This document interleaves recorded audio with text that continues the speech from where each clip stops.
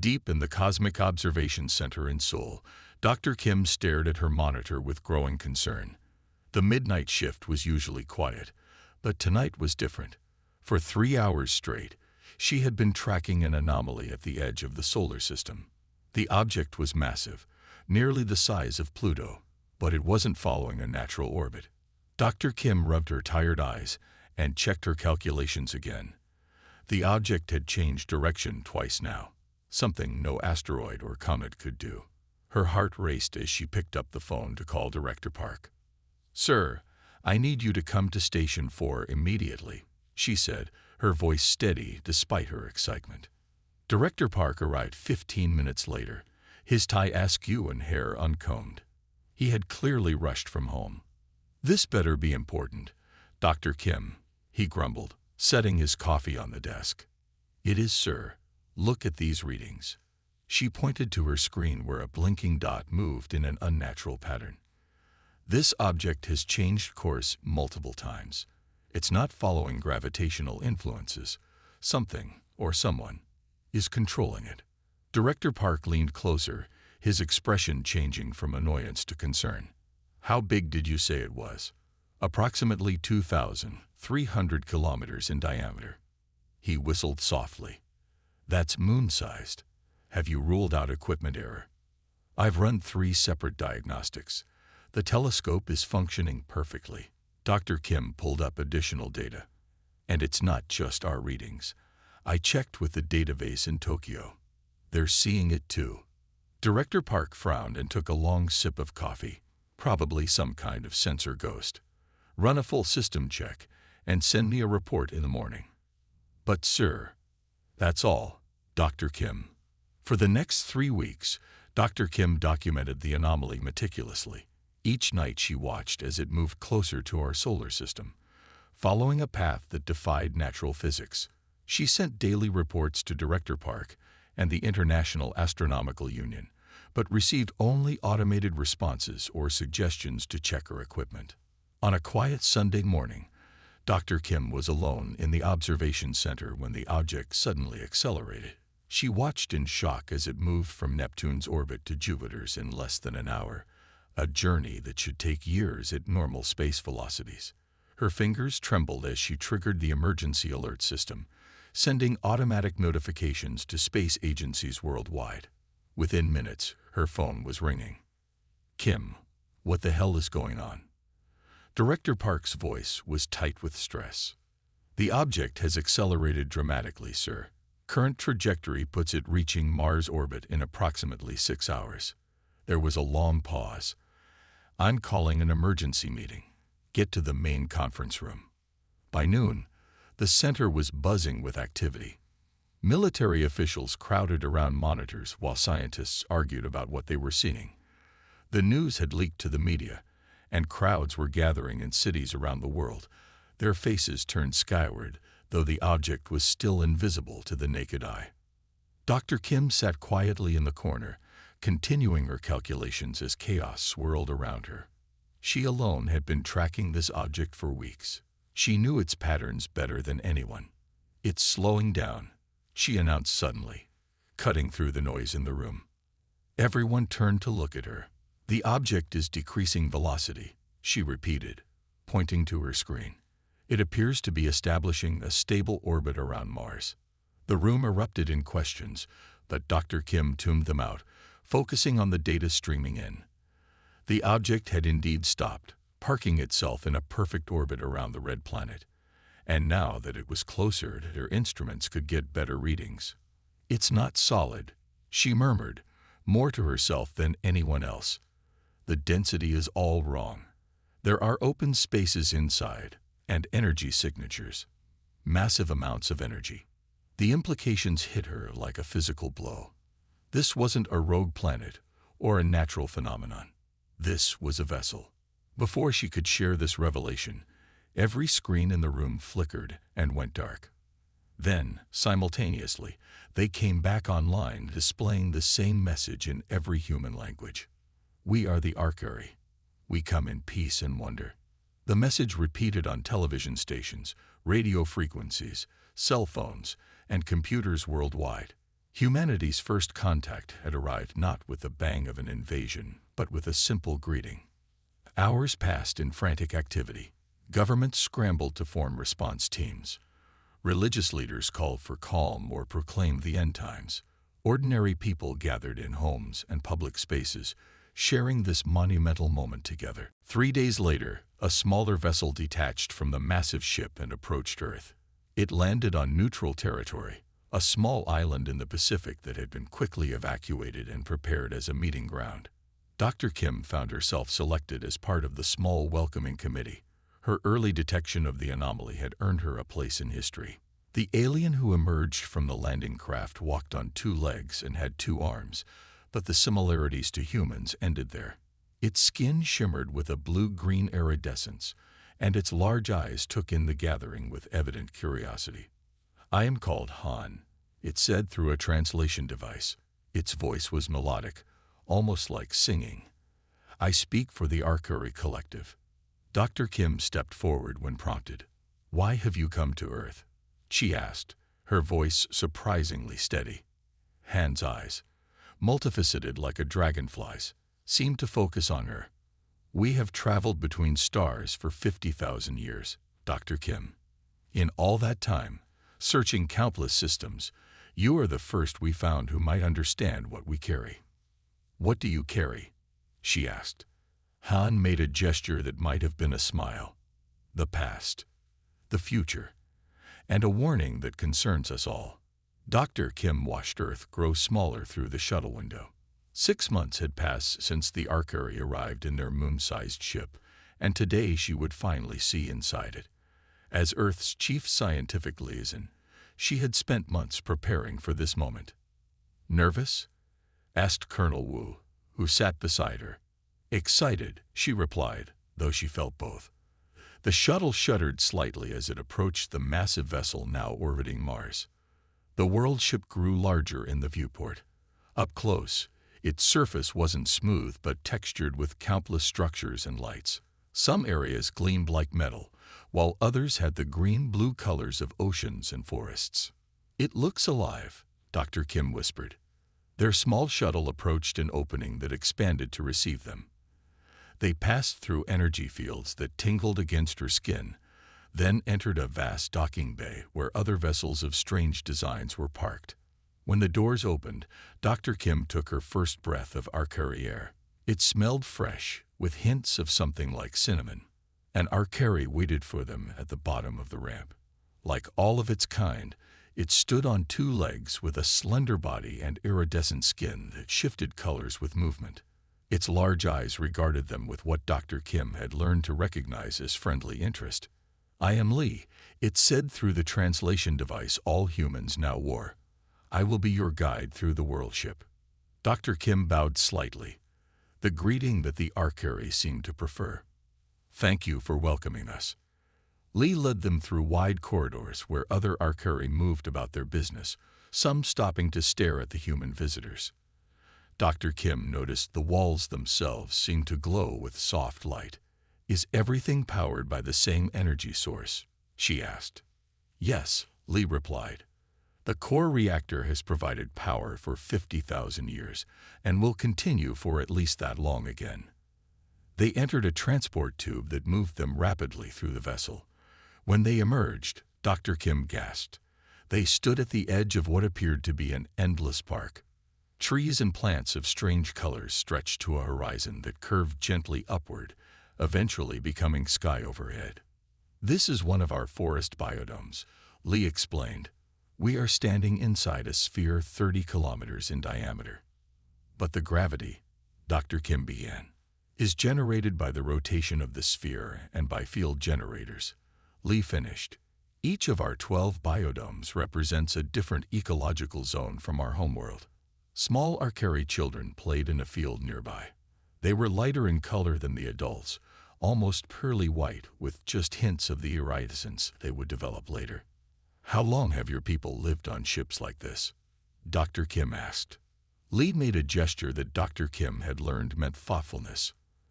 "Our ancestors boarded these vessels when our star began to die. That was 50,000 years ago.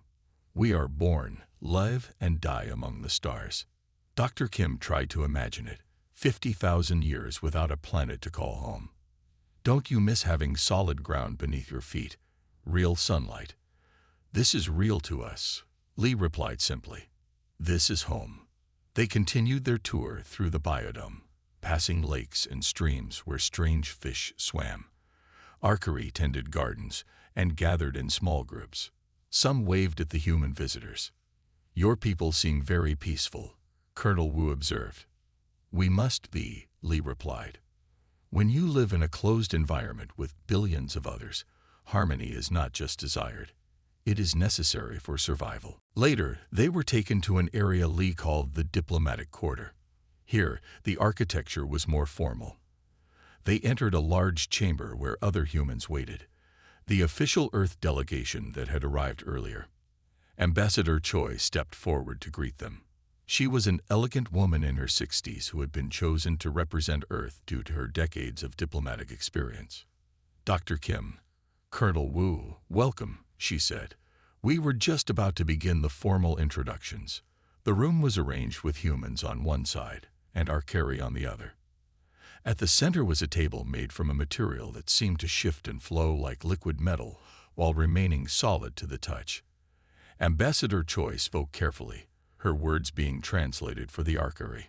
We hope this marks the beginning of a beneficial relationship for both our peoples. The lead Arcari representative, introduced as Elder Min, nodded but seemed distracted.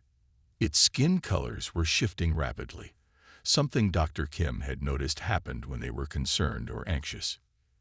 Indeed, Elder Min replied, though time may be shorter than we hoped.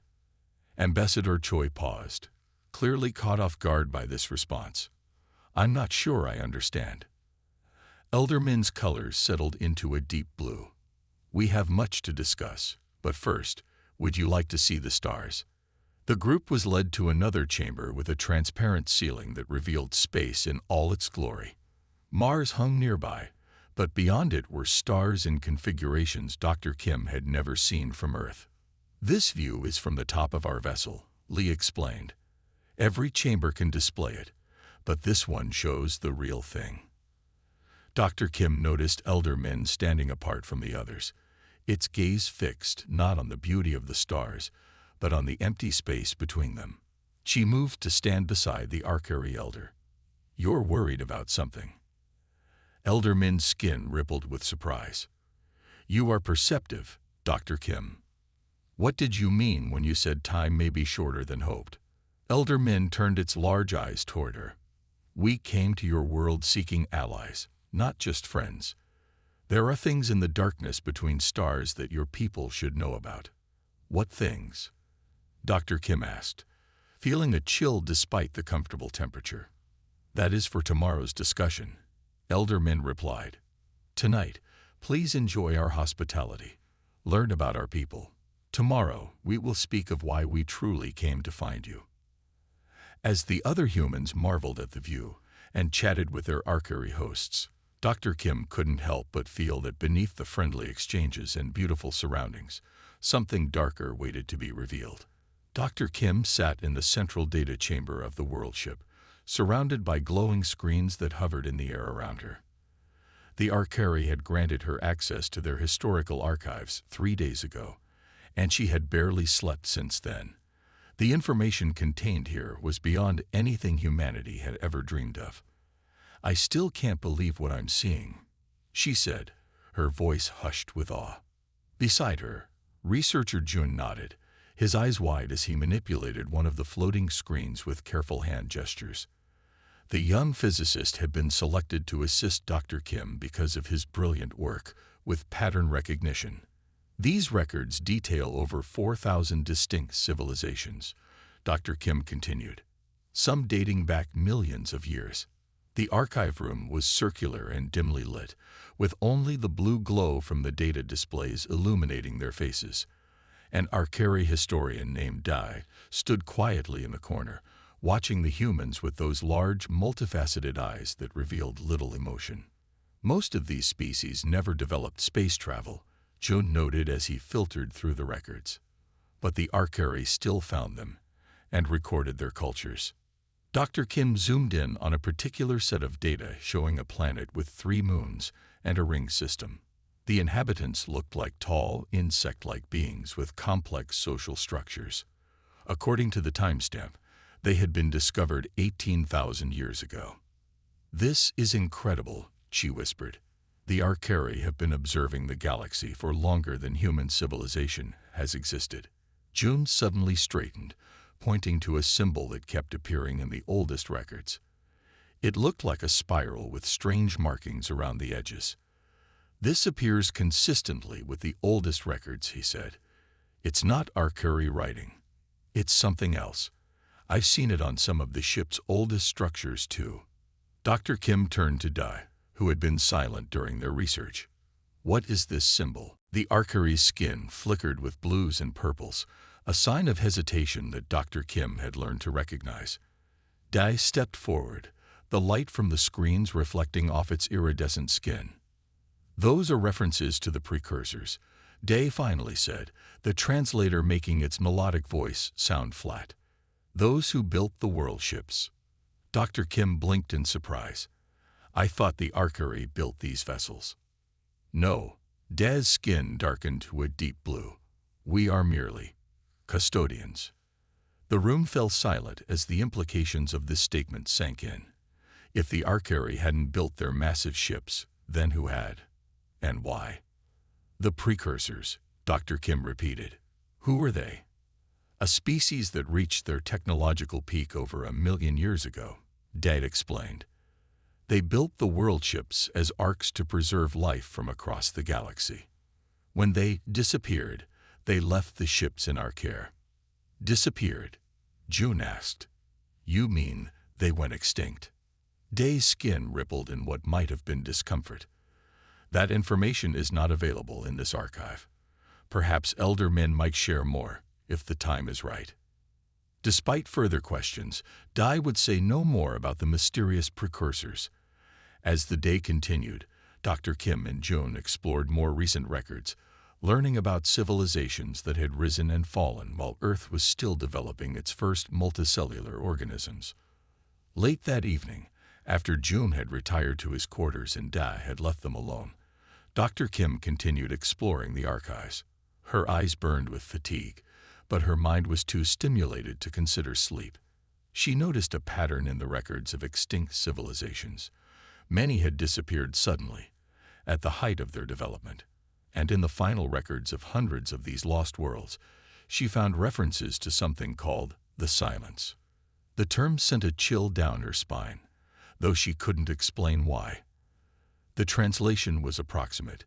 The actual Arcari word had nuances that suggested something that consumed or devoured. Dr. Kim downloaded these references to her personal device and returned to her quarters, determined to ask elder men about them in the morning. Her room aboard the world ship was simple but comfortable, designed to approximate human living conditions. The walls could become transparent, offering views of space or simulated landscapes from the Arcari homeworld. She sat on her bed, reviewing the data she had collected. The more she read about the Silence, the more concerned she became. Whatever it was, it had apparently wiped out entire civilizations without warning. A soft chime indicated someone at her door. When it slid open, she was surprised to find Ambassador Lee waiting. "You should be resting, Dr. Kim," Lee said, entering the room. Its skin was a dark, serious blue. "I found something in your archives," Dr. Kim said, holding up her device. "Something called the Silence. It seems to be connected to the extinction of hundreds of species." Lee went very still. Even the subtle shifting of colors that usually played across Arcari skin stopped completely. "You are very thorough in your research," Lee finally said. "Most visitors do not dig so deeply so quickly." "What is the Silence?" Dr. Kim pressed. "And what does it have to do with Earth?" Lee seemed to consider its words carefully before speaking. "The Silence is difficult to explain. It is not a species as you would understand it. Not quite a natural phenomenon either." "Try me," Dr. Kim said, folding her arms. It is a force that hunts advanced civilizations, Lee explained. It has existed for millions of years, perhaps longer. The precursors encountered it and nearly perished. Many others were not so fortunate. Dr. Kim felt cold despite the comfortable temperature of her room. Is it coming to Earth? Not specifically to Earth, Lee said. But yes, it is moving through this sector of the galaxy. We detected its patterns 200 years ago. Why didn't you tell us this immediately? Dr. Kim demanded. This seems like crucial information. We needed to assess your people first, Lee replied, to determine if you could handle this knowledge and if you might help us. The pieces suddenly clicked together in Dr. Kim's mind. That's why you came to our solar system, not just for cultural exchange. You need something from us.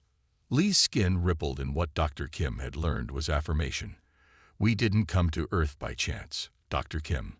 We came because we need you. Need us for what? She asked, though she already feared the answer. Survival, Lee whispered, the translator barely catching the word. The silence is coming, and we believe your people may hold the key to stopping it. Dr. Kim stared at the alien, trying to process this revelation. What could we possibly have that would help against something that has destroyed thousands of civilizations? Lee moved to the window, changing it to show the stars. That, Dr. Kim, is what Elder Min wishes to discuss with your leaders tomorrow. Rest now. The coming days will require all your strength and wisdom. As Lee left, Dr. Kim remained sitting on her bed, looking out at the cold stars. Somewhere out there, something ancient and deadly was moving closer. And somehow, humanity's fate had become entangled with that of the Arcuri and their mysterious world ships. The emergency meeting took place in the Grand Chamber, a massive room at the heart of the world ship. The space had been divided, with Earth representatives on one side and the Arcuri High Council on the other. Tension filled the air as Commander Sung of the Arcuri Defense Forces stood before the gathered officials. The silence is an ancient machine intelligence, Commander Sung explained, his skin pulsing with dark blues and reds. It was created billions of years ago by a species we know nothing about. It hunts advanced civilizations, particularly those using precursor technology, which we have now shared with Earth. Dr. Kim sat between Ambassador Choi and General Yun, watching as the faces of her fellow humans grew pale with understanding. The Arcuri had been generous with their technology over the past 8 months. Hospitals across Earth now used medical devices that could cure previously terminal illnesses. Power plants operated on clean energy principles learned from the world ship. Communication systems had been revolutionized. How long have you known this threat was coming? General Yun demanded, his voice sharp with anger. We detected its movements in this sector 2 centuries ago, Elder Min replied calmly. But its patterns are complex. We confirmed its trajectory toward your solar system only 50 years ago. And you waited until now to warn us? Ambassador Choi asked, disbelief evident in her voice. We needed to be certain you were ready, Elder Min said. Not all species can handle such knowledge. The meeting continued for hours as the Arcuri shared what they knew about the silence. It traveled through space in massive ships that absorbed energy and matter from everything they encountered. They communicated only once with any civilization, a demand for complete surrender followed by systematic elimination regardless of the response. The silence has destroyed over 12,000 advanced civilizations that we know of, Commander Sung concluded. The precursors fought them to a stalemate 1 million years ago, but even their technology could only slow the advance, not stop it. When the meeting ended, Dr. Kim felt numb. She watched as Earth's representatives broke into heated debates in the hallway outside the chamber. We should abandon all the alien technology immediately, Secretary Jin argued. Return to our previous development level. Maybe the silence will pass us by. That's naive, General Yun countered. It's too late. We've been marked. Our only option is to fight. Dr. Kim slipped away from the arguments and made her way toward her quarters. She needed time to think. But as she passed through a corridor she had never visited before, She noticed a door that stood slightly ajar. Curiosity pulled her inside. The room beyond was dimly lit and filled with containers that glowed with soft blue light.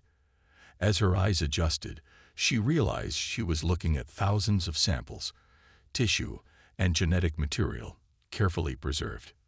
"You should not be here, Dr. Kim," a voice said behind her.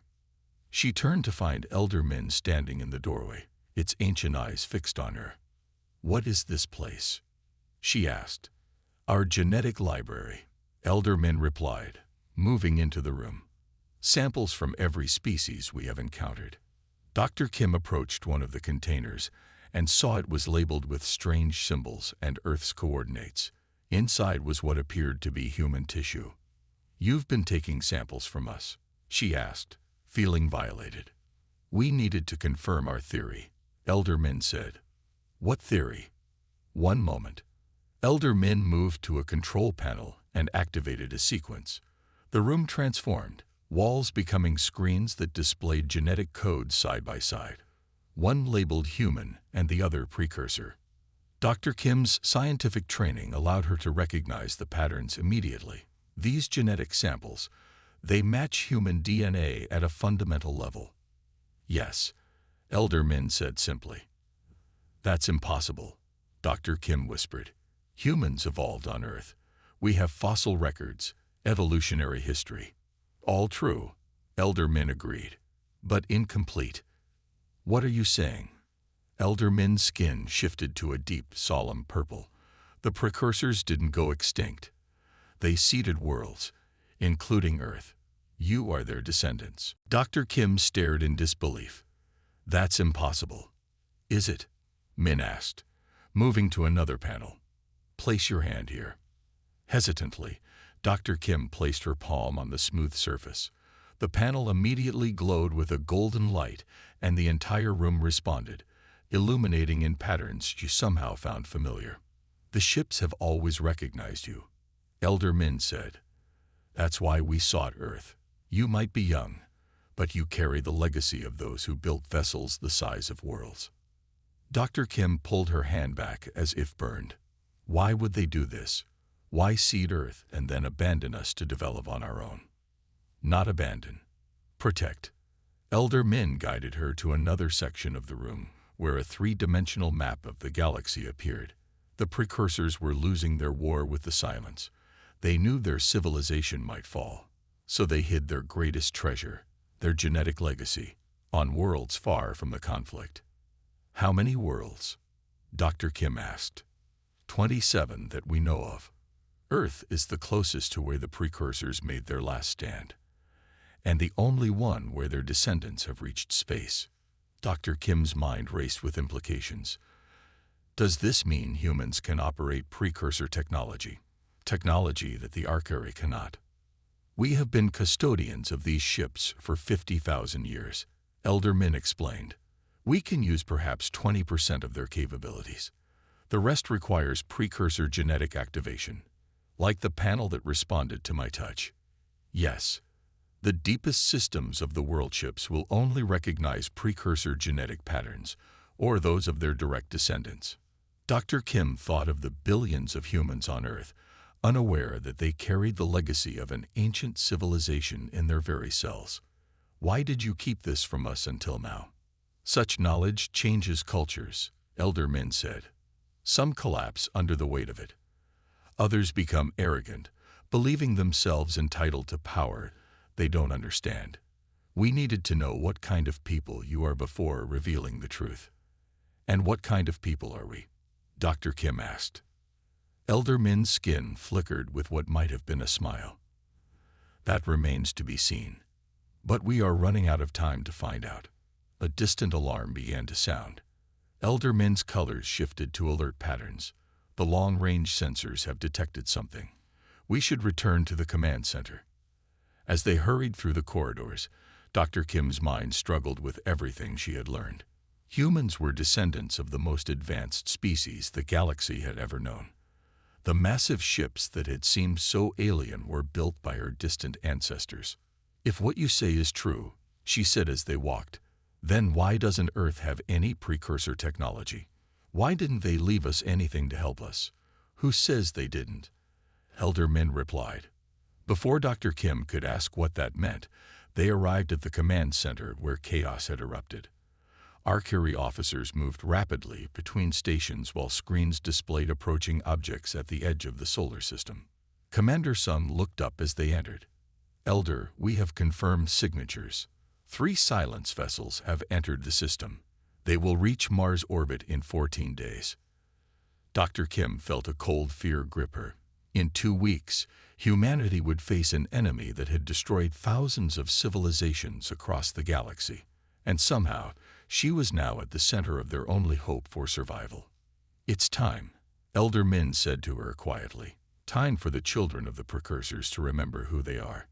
In the final moments of an epic confrontation, humanity discovered its true potential. As the silence approached the solar system, detection systems blared urgent warnings across the planet.